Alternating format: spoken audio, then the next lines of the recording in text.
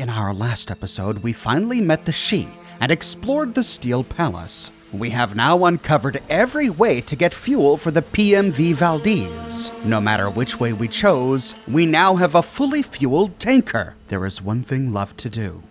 Heading back to the tanker and going upstairs, we can head to the captain's terminal. Welcome to Poseidonet. This terminal is limited to transmission between one tanker, PMV Valdez, and docking rig. Command? We can check status. Fuel tanks, full. Cargo hold, empty. Navigation computer, functional. Mooring lines, attached. This leaves one option. Go.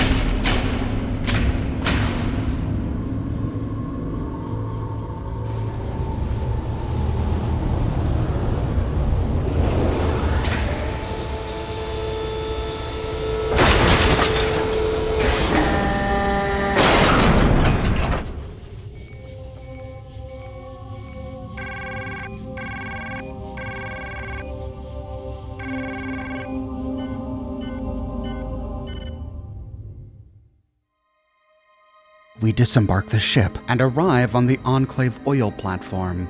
Never thought you'd keep an old-timer like me around this long, says Cassidy. Let's get this job done and go home. We can't go back to the ship. The only path we find is between two large pipes leading deeper into the rig. Heading through... Oh, those are turrets! But, they didn't attack. Why didn't they attack? I guess we should count our blessings and not ask questions. We arrive in a large square room. Its perimeter is lined with turrets, and on the floor in the middle of the room we see a large square engraving. Enclave. Next to the engraving is a terminal access point. Welcome to Poseidonet. Enter menu selection. We could try to log on, but we don't have a password just yet, so instead we'll access help. Welcome to the Poseidonet help system. We regret that your help files are currently out of date and unavailable. Seek help file update? Someone updated the help files after the war? What, stored them in the cloud? Yes, we can say. User help file update not available with trial Poseidonet software. Please purchase full version for full access to all further updates. Your trial period for Poseidonet access is 59,439 days overdue. Well, great, that was useful. Backing out of the help file, we can try to log on, and the terminal displays a list of about 500 user access login names. If our chosen one has only around 100 in science, of those 500, only 2 stand out to us. The first one we see, J. Smith, has OK access, and if we select it, we find that the only option we have access to is to examine the oil rig's security status. Activating it, information and power plant level, security turrets currently at normal status. The other name that stands out to us from the list is the Presidential Passkey Security Override. This one looks kind of special. Security Override requires presidential-only passkey. Options allowed: counterinsurgency or emergency defensive system shutdown. We can try to take a look at the counterinsurgency option. Counterinsurgency. In the event of an armed rebellion, Presidential Security Keycard allows defensive systems to be turned on all previously loyal but now threatening units within an area. Defensive systems are programmed to attack most dangerous foe first. Warning: current operational level, entry levels only. Okay, so it's a counterinsurgency option that only works at the entry level, presumably in this room, and it attacks rebels, people previously loyal to the Enclave, but who have turned. That sounds useful, says the Chosen One. If we try to activate the counterinsurgency protocol, Presidential Security Keycard required to access this function. Keycard not found. I wonder what else I can try, thinks the Chosen One. We can go back. Next we find Emergency Defensive Systems Shutdown. The Emergency Defensive Systems Shutdown temporarily shuts down active security systems on a level-by-level basis. Shutdown starts deep diagnostic procedure before initiating auto reboot of security systems. That sounds like something good to try, thinks the Chosen One, and we can activate the Emergency Defensive System Shutdown. But again, Presidential Security Passkey not recognized. Access denied. Thinks the Chosen One. I wonder if I can fool the scanner into thinking I have the key by hacking into the access file. I think I'll try. Illegal procedure detected. Further access to this terminal is denied. Maintenance alert sent. Damn, says the Chosen One. That's not what I wanted at all. Well, that's not the outcome that we wanted. It looks like we can only make the most of this terminal once we have the Presidential Access Keycard. So reloading a previous save to before we got locked out of it, we can come back after we find the Presidential Access Keycard.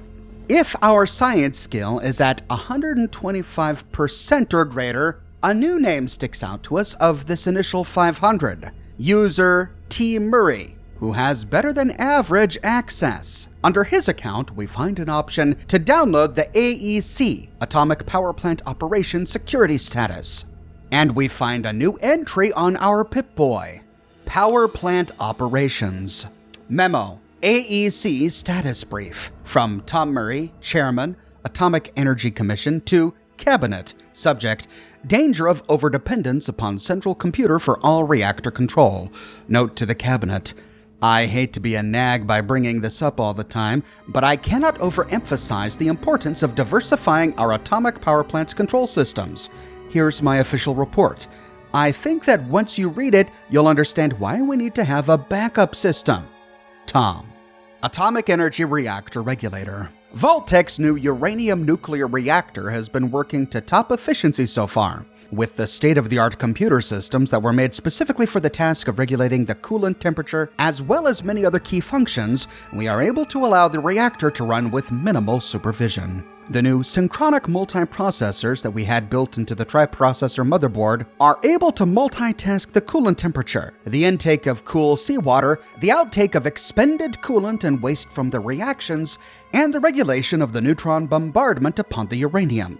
Without the computer systems, the reactor would go out of balance almost immediately, causing a chain reaction bombardment of the uranium isotopes. Within 2 hours or less, this would result in a nuclear explosion equivalent in the 100 kiloton range. The sum of the main portions of the reactor are placed underwater beneath the station. This arrangement allows the ocean's natural temperature to keep the exterior cooler. Seawater from 500 meters is pumped into the coolant chamber. A portion of the cool seawater is diverted into the containment unit, where the core and control rods are. There, it circulates through the core, becoming heated from the nuclear reaction taking place. The seawater reaches the boiling point, and the resulting steam is used to turn the turbine generator to create all of our electricity. The steam then condenses and returns to a filler tank. The cleansed water is entered back into a preparation tank, ready to start the cycle all over again. Severely radiated water and miscellaneous toxic materials are pumped out of the station through a waste conduit, terminating 1 mile to the south. Reports from our survey crews state that our effluvia drifts down the coast of Southern California and Mexico, causing irreversible ecological damage. Many of the beaches are now saturated with toxic waste and highly radiated sea life. Fortunately, this doesn't affect us. In any case, if our reactor is shut down, we do have some backup batteries that can be used to power vital systems throughout the Enclave until power is restored. However, these do not include extraneous and high-energy items such as force fields. Also, as a safety precaution, certain watertight doors throughout the station will close when power is reduced to prevent flooding in case of an emergency. This will restrict movement through the station, but movement to the top of the station is still possible through alternate routes. The real problem is that if the computer is shut down or destroyed, unlikely though both of those events may be, the reactor will go critical to the point of meltdown within 2 hours.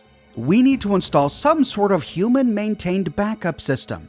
I know that you may think I'm an alarmist for bringing up these provisions for an unthinkable event. However, it always pays to be prepared. In the meantime, let's just make sure that no one blows up our computer. Ha ha ha. Yours, Tom Murray, Chairman, AEC. Holy cow! We just learned almost everything we need to know. Now, the document had way more info than we actually needed, but in short, all we have to do is blow up the computers controlling the rig's nuclear reactor, which will deactivate any force fields, thereby releasing any prisoners. And since there's no human-maintained backup system, this will cause a chain reaction which will lead to a meltdown, completely destroying the rig. However, there is a danger. Once the reactor is shut down, it will activate an emergency protocol that will seal all doors on the Enclave oil rig except the ones that lead to the surface. It looks like once we destroy the reactor, we will be able to get out, but we won't be able to go back for anything important. Next, if we have a science skill of 150% or greater, a new name stands out to us. The name of Dr. C. Curling. If we log in with his account, we can download the Chemical Core Project Status Report. We can then read the project in our Pip-Boy. Memo: the project's Quarterly Status Brief from Lieutenant Colonel Dr. Charles Curling, U.S. Chemical Corps, to Cabinet. Subject: project near reaching full operational status. It is my honor and happy privilege to report the near completion of the project. After years of work, we've managed to isolate the most toxic elements of the FEV virus. Some of the only recently decoded information that we retrieved from the abandoned military base on the mainland has been instrumental in advancing our research. We've discovered that the FEV virus was not originally designed to be used as an agent for the creation of super soldiers. Initially, it appears the FEV was designed as a virulent toxin. Only later was the FEV virus manipulated in an attempt to create super soldiers. By backtracking somewhat in our research, and with the help of the additional information from the military base's records, we've been able to turn our version of the FEV Curling 13, into a far more toxic agent. Final tests conducted on the Vault descendant subjects from the village Arroyo have shown a survival rate of 0%, with most deaths occurring within 1 hour of exposure to a 0.0001% aerosol solution. By contrast, the subjects extracted from Vault 13 tend to suffer subdural hemorrhaging and convulsions within 1 hour of exposure, with death not occurring, on average, for another 14.5 hours. In either case, the FEV's toxicity levels are now sufficient to ensure a clean sweep of all infested, i.e. non-Enclave locals. Current releasable levels of FEV Curling 13 show a 95% probability of 0.00007% average saturation, while the consensus of the Chemical Corps is that this would be a sufficient level to ensure the success of the project. We believe that it is worth waiting until we can accumulate enough FEV toxin to reach our 0.0001% saturation and a 99.5% extermination level goal. Current FEV Curling 13 production levels show that we'll reach our release goal of 250,000 gallons within 6 weeks. Congratulations, ladies and gentlemen. Our long years of work are nearly at an end. God bless America. So that's the plan? To poison everyone not in the Enclave? The Enclave modified FEV to turn it into a highly toxic poison. So toxic that even exposure to a 0.0001% aerosol solution caused death. And they experimented with this solution on our tribespeople. When was this written? How close are they to getting their 250,000 gallons? How many of our tribespeople have they killed? Logging out of Curling's user account, and if our science skill is 175% or greater, a new name stands out to us. The name of Vice President D. Bird. We can download State of the Nation. Memo, State of the Nation. From President Dick Richardson to the Republic of this great nation. Subject, the State of the Union Address. Fellow Americans, I have been honored to be the steward that will take the American people back to the mainland and reclaim the United States for its own citizens. We will be the first generation free of the mutant threat in over 100 years. It's been a long wait, and the work that has made this possible has been difficult. At times it seemed impossible. However, through the brave and tireless efforts of our own head of the Chemical Corps, Dr. Charles Curling, the hour of our salvation is now at hand. Brave, steadfast, blah blah blah. Geez, does anyone really listen to this stuff? Notes to self. 1. Go on like this for a bit to cover Curling's project. 2. Tell everyone how steadfast, etc. they are, yada yada yada. Be sure to make a plug for re-election. Remember not to hug my intern on the way down from the podium. Important, finish writing this soon. We'll be able to gas those damn mutants any week now if Curling's report is correct. So the president of the Enclave is Dick Richardson. And it looks like the Enclave does indeed have elections, which must mean there are Enclave citizens. So this is not just a military, this is an entire nation. Are they all on this oil rig, or are they spread across the globe? Next, from within Vice President D. Bird's account, we can download a word list. Memo, word list. From Vice President Daniel Bird to me. Subject, my word list. Difficult words. Potato, tomato, psycho, California, to be prepared, verbosity, inarticulate, and subtle. Words to change. Potato, tomato, psycho, California, to be prepared, subtle, and jackalope. Make this the new national mascot. Is this an American creature? Oh dear. Sounds like we're dealing with an idiot here. This vice presidential word list is actually another real-world reference, but we'll wait until we meet him to get into that. From this room, we find 2 paths, a hallway to the east and a hallway to the south. We'll start by exploring to the east. We have to pass through a number of doors. You can stop to appreciate the new animation. And on the other side of the second door, we arrive at an exit grid. Passing through...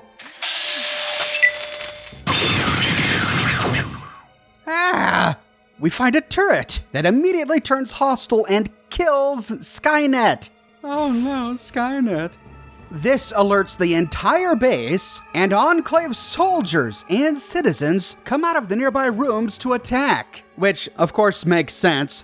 I mean, yeah, we're in Enclave power armor, but we are accompanied by a talking Deathclaw, an AI Robobrain, a tribal, and a bartender. It's almost like a bad joke. All we need is the bar. Perhaps this is inevitable, and perhaps we need the experience. If so, it is possible to get through this fight, but it's not the only one. We find Enclave soldiers on every level of the Enclave oil rig. But if we don't want to fight through them, there is another option. We can simply leave our companions in this room. If we pass through the exit grid alone, while wearing a suit of Enclave power armor, the Enclave think that we're one of them. In this way, we can explore without being attacked. And this is important if we want to walk away with the whole story, because it gives us the opportunity to talk with certain people. Moving south down the hallway, we can enter the first room to the right, our left, where we find a number of soldiers. Do you have clearance for this section? One says. Corridor clear, the other says. Interesting that they wear T-51B. Perhaps the advanced power armor suits are pretty rare. In this room, we find a number of boxes, most of which are empty. But we do find some stuff. In one, we find 2 super stim packs. In another, we find a big book of science. And in another, we find 2 first aid kits. Nearby, we find a person in a vault suit. It doesn't just look like he's wearing a vault suit. The game says that he's a person in a vault suit. But uniquely, it has no number. Might as well rest a bit, he says. These are the Enclave citizens, not soldiers, the ones who apparently make up their nation, who vote for presidents. At the end of this room, we find 2 lockers and a desk. One locker has grenades, another has a super sledge, and the desk has a combat knife and a copy of Guns and Bullets. Moving out of this room back to the hallway, we can take the first door to the south. Inside, we find 2 more soldiers. No loitering, one says. In the desk, we find a stim pack. Heading out and continuing down the hallway, we can take the first door to the right, which leads us to a rec room to the south. We see a scientist and a couple of people standing around. Oddly enough, neither of the Nuka-Cola machines work.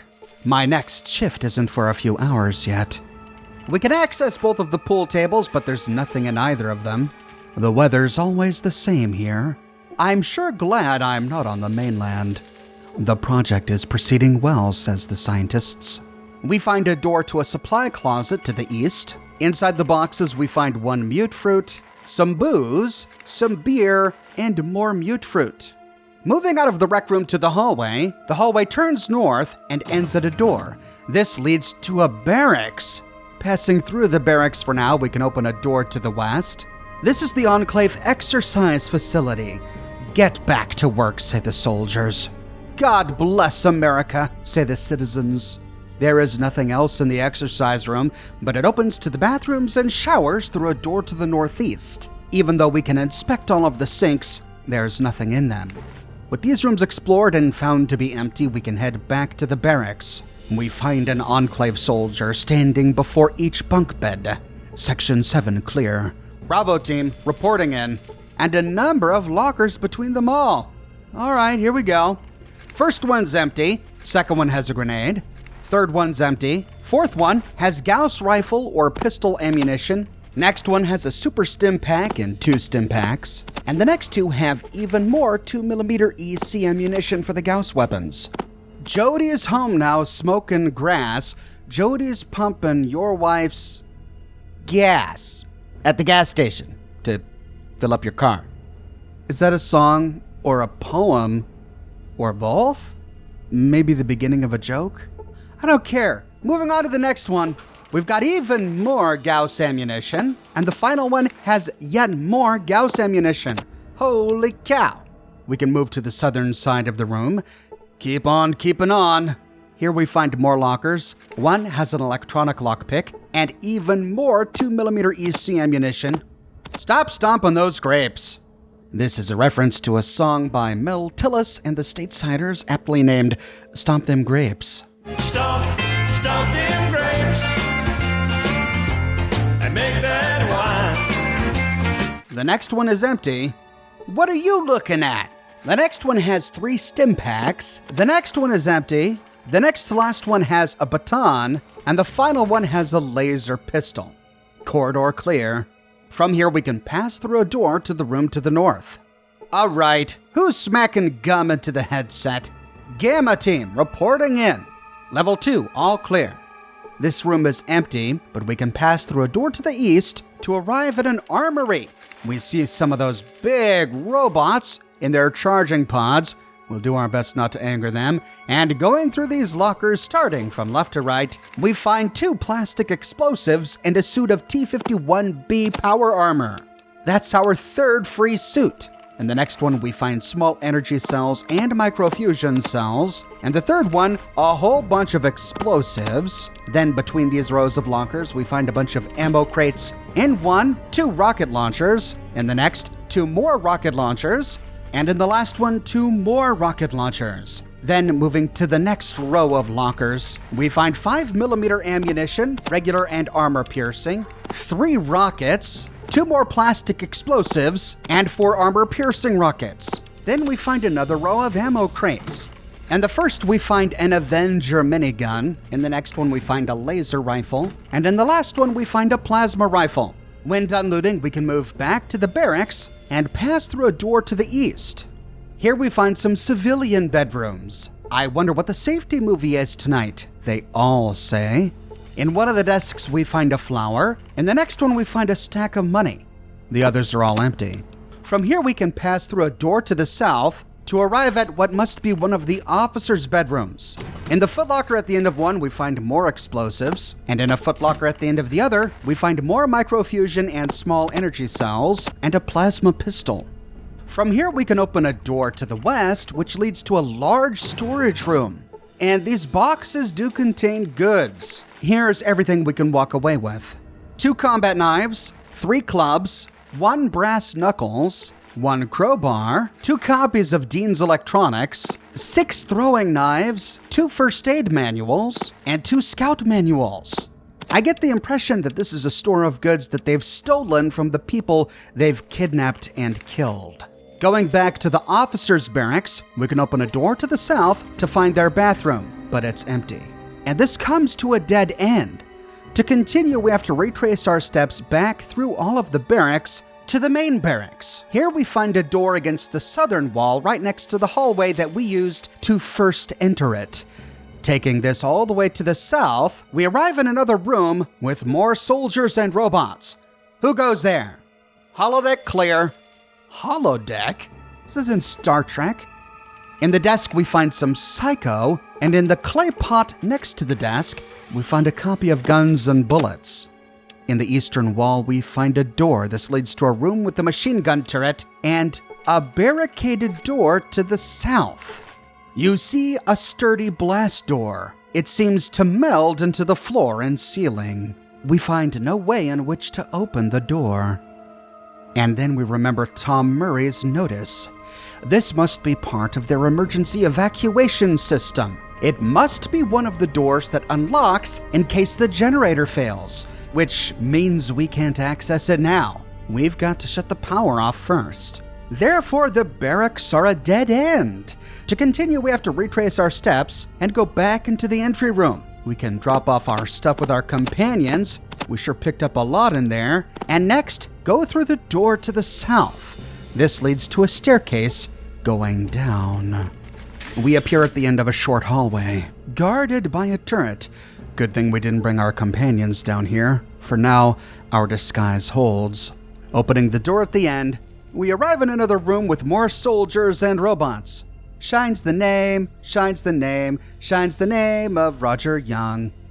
This is an excerpt from The Ballad of Roger Young by Frank Lesser, performed here by the Four Lads. But in every soldier's heart and all the infantry shines the name of Roger Young.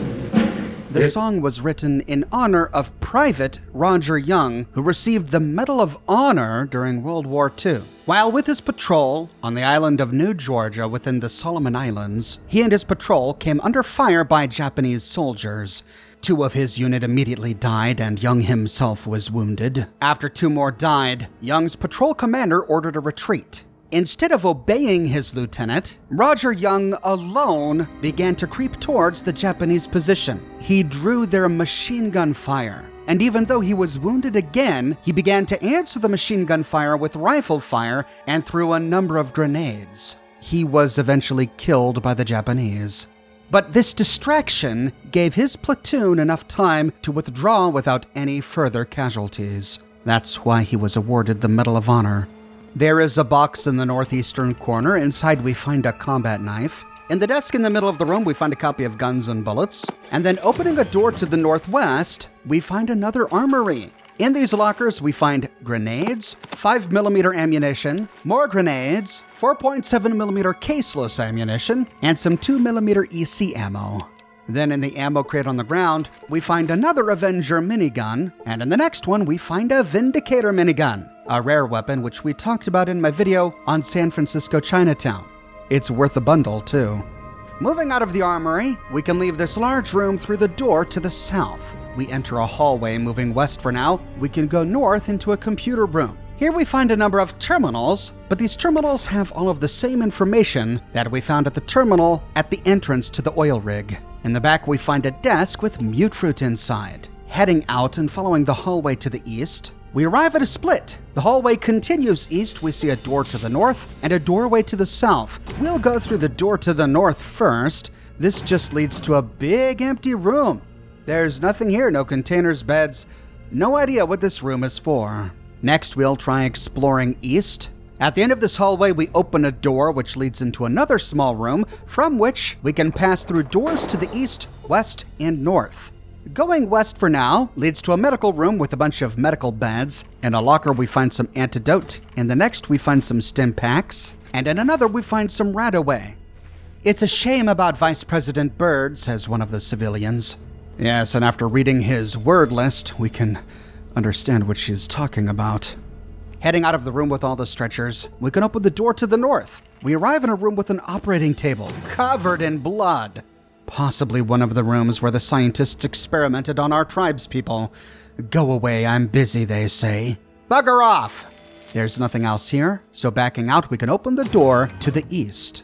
This appears to be one of the scientists' quarters. They are not very friendly. In the bookshelf, we find a Dean's Electronics and 2 first aid manuals. The door in the eastern wall leads to another bathroom, but this bathroom is empty. And that's it. So to continue, we can retrace our steps all the way down the hallway, and this time, go through the big open door to the south.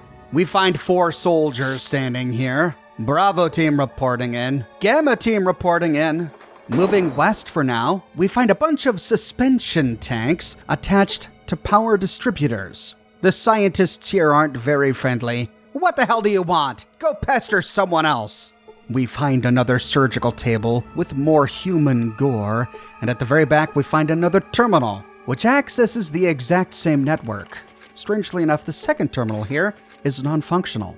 Backing out of the lab, we pass a door to the south to find a bunch of cells. And on the other side of the force fields, we find our tribespeople. In the first cell, we see a very familiar face. Chosen One, how did you get here? I've come to rescue you. Careful, do not touch the glow wall. I think the machine that feeds it is beneath us. Destroy it so we may escape.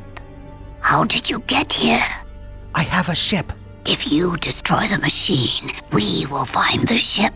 Hurry, there are not many of us left. What happened? Men came to our village in flying machines and took us. There were others too, from the Holy 13.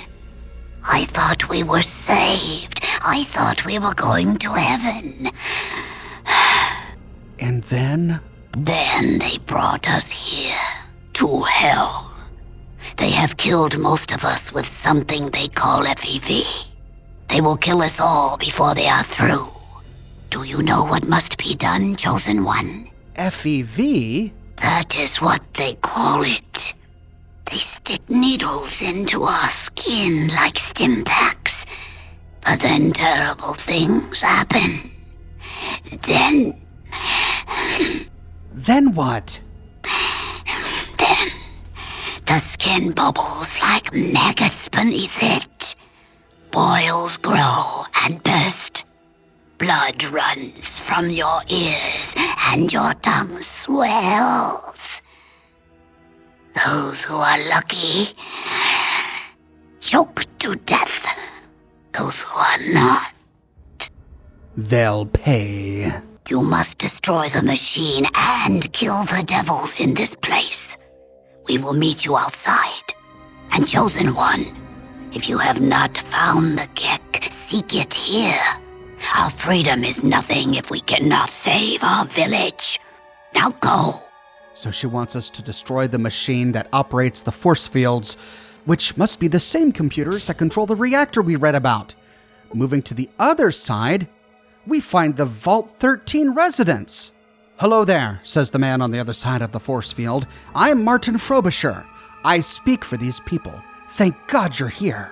"Are you the overseer?" we can ask. "We don't use that term anymore," he says.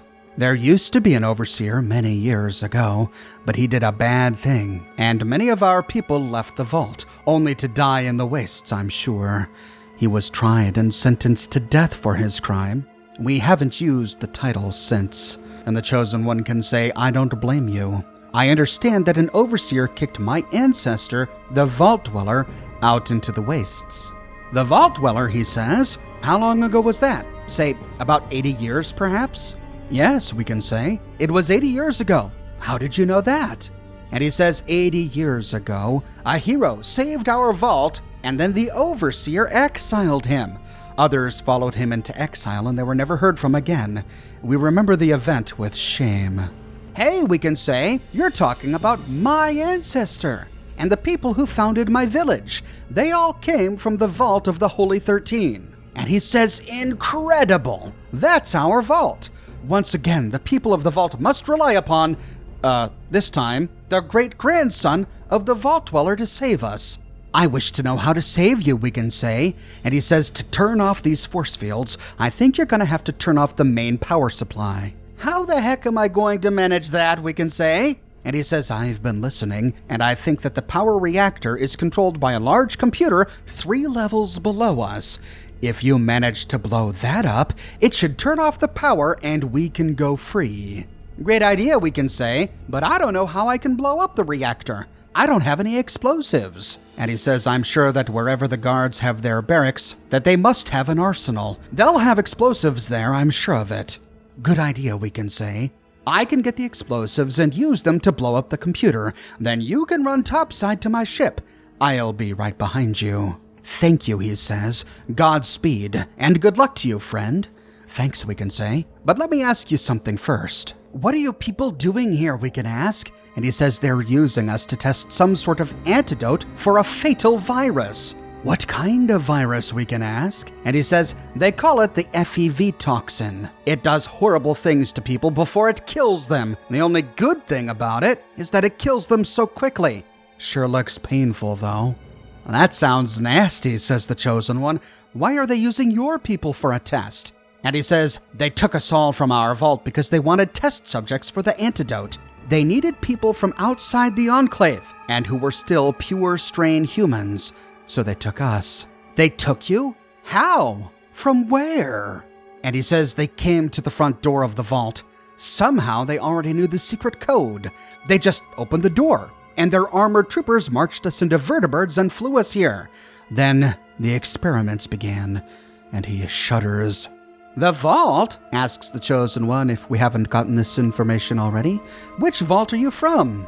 And he says, "Why, Vault 13, of course." "I went there looking for a Gek," we can say. And he says, "A Gek? We must have a couple of them. You're welcome to one. I think I saw some troopers loading one of our Geks into a vertibird."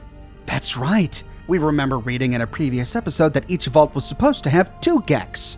The Enclave must have overlooked the one that we have already retrieved from Vault 13. The Chosen One can say, "You saw them load a Gek? Do you know where they put it?" And he says, "I don't know exactly where they put it, but I did hear them say that they were going to leave it in the barrier level, just below this level, I think." "Well, nice to meet you, Martin," we can say, "but I've got people to free. Goodbye." And he says, "Yes, I'd hope that's why you were here. You've got to free us." "Of course," we can say. "I wouldn't let anyone stay trapped in this place." "Goodbye," says Martin, "and good luck to you." "I've got a feeling I'll need it," we can say. "Goodbye." Again, directions to destroy the computers 3 levels down. But also we learned that there's another GEC here in the room directly below this one. Most of the Vault 13 residents are too far away from the force fields to talk with us, but we can speak with a few.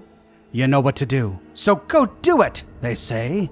Oddly enough, as we near the end of this corridor, everyone imprisoned begins to shout out, "Get us out of here! No more needles, no more! First drought, and now this? This isn't our vault at all! They can't keep us here forever! How did we offend these evil spirits? Let my people go! Where's Martin? Free us! I can't take it! The walls are closing in on me! Hello? Hello? Where are the spirits when you need them? No more medicine. I can't take it anymore. Elder, guide us. Spirits, protect us. I insist upon being freed. Oh, okay. Well, if you insist. If we try to open the door at the end of the hallway, we see that it's blocked off. Our only way forward is to retrace our steps and go through the southern door to take the staircase down a level. We arrive at the end of another long hallway. At the end, we arrived in a room locked up with 3 doors. Nearby, we find a terminal, but before we can activate it, the electrified floor discharges, and we were hit for 9 points of damage. Oh no, the floor is electrified. We can try to access this terminal. Oh great, no way back, but the doors to either side open up. As we move from room to room, we continue to get electrified by the floor. If at any point we try to access one of the doors directly, we get hit for a huge jolt of electricity. It's a puzzle. We've got to figure out the right combination to access these terminals to open the doors to allow us to get out. This is one of those puzzles where, given enough time, we can just fiddle with the terminals and eventually find our way out. But we are taking damage the entire time we're trying to solve this puzzle. And as we heal ourselves, we're consuming stim packs. Stim packs we might need for later. If we manage to access the second room in the third column of rooms, we find a hallway leading to another room. Walking through the door. Oh, hey fellas. Everybody having a good day? Hope so. Returning to duty station. Sector 7 clear. They haven't seen through our disguise, so we might as well explore these containers. We find 2 lockers against the wall. In one, a plasma rifle. In the other, a flamer. There are 3 lockers on the ground. In one, some stim packs. In the next one, more 5mm ammunition. And in the final one, even more 5mm ammunition. A door against the northern wall leads to another armory. In one of the lockers, we find a GEC. Hey, it's the second GEC. I guess we can make a Royo even better. We also find a paramedic's bag and a field medic first aid kit. In the next locker, we find a huge chem and medicine stash, as well as some Vault 13 canteens. 3 Rad-X, 3 Scouts manuals, 2 first aid books, 2 Geiger counters, 3 antidote, 3 Rad-Away, 2 regular first aid kits, and 3 stim packs. And that's it for the armory. Heading back to the maze, we can again get lost in this labyrinth of electrified rooms. If we manage to make our way to the second room in the first column, we find another hallway, this time leading west. And this brings us... Oh, hey guys, just me, another Enclave soldier. By this time I thought I had exhausted all Enclave soldier float dialogue, but no, I found a new one. Sound off. 1, 2, 3, 4. Bring it on down. 4, 3, 2, what? We find even more lockers. In a footlocker on the ground, we find 2 super stim packs. And in the first locker next to it, we find 5mm ammunition and a suit of advanced power armor Mark II. This is a superior version of the Enclave armor that we already have. It's the only one in the game. It grants us an AC bonus of 35 compared to 30, plus 75 radiation resistance compared to plus 60. It weighs 5 pounds more, 50 compared to 45, has a DR of 60 and DT of 18 compared to the Mark I's DR of 55 and DT of 15. It has superior electrical DR, 65 compared to 60, better explosive DR, 70 compared to 65, and superior plasma DT, 18 compared to 15. In the next locker, we find small energy cells, and in the final one, some microfusion cells. Then there are 2 ammo canisters against the northern wall. Inside one, we find 2 Gauss rifles. Hey, that's my endgame weapon. I didn't buy one in San Francisco because I wanted to get a free one, and we get 2. Thank you, Enclave. We'll take one and give the other to Cassidy, if I can ever make it back to him. And then in the next ammo crate, we find a huge stack of 200 2mm EC ammunition. And the final one, we find a Gatling laser, another weapon I covered in my video on Chinatown. Once this room is looted, we can head east to try to find our way out of this maze. If we take too long, if we don't heal ourselves in time, and if we run out of stim packs, we can die. The solution to this maze goes as follows. These rooms are aligned in a 3x3 grid. That's 9 rooms with 9 terminals total. We can number them like this, 1 through 9. Starting at the beginning, to get out while also looting both armories, we activate the terminal in room number 2. Then go to room number 1 and activate the terminal. Then go to room number 4 and activate the terminal. That opens the doors to both side areas. We can loot one, then loot the other. When both rooms are looted, to get out, we go to room number 6 and use the terminal there. Then we go back to room number 2 and activate 2, 3, 1, 7, 8, and finally 9. That opens the final door, allowing us to escape. If we don't have the Gek from Vault 13 with us, and we didn't loot the Gek from the armory room here, then as we leave, the Chosen One reminds himself, I nearly forgot the Gek. I wonder if one might be somewhere around here. But if we do have a Gek, we can head out of this small room, turn right, and take another staircase down. We arrive on a brand new floor. And I hate to do this, I really do, but I'm all out of time. We'll pick up right here and continue exploring the Enclave oil rig in my next episode. I publish new Fallout videos each and every week on my channel, so if you don't want to miss the next one, be sure to subscribe and to click that bell notification button. If you have and you still feel like you're missing out on YouTube notifications, consider following me on Twitter at Oxhorn. I update Twitter manually with every new piece of content that I publish. I've got a brand new shirt in the shop, Enclave. Boast your support for the Enclave and everything they stand for with this brand new design. This design comes on shirts in a variety of men's, women's, and children's sizes and in a wide array of colors. You can find it on other products as well, like smartphone cases, pillows, posters, mugs, stickers, prints, etc. So if interested, you can find a link to my shop in the description below, or you can click here. If you like what I do and you want to support me in a more personal way, consider becoming a patron on Patreon or a member here on YouTube. But more than anything, I'm just so glad you're here watching this video with me today. Thank you so much for watching, and I'll see you soon with more brand new videos.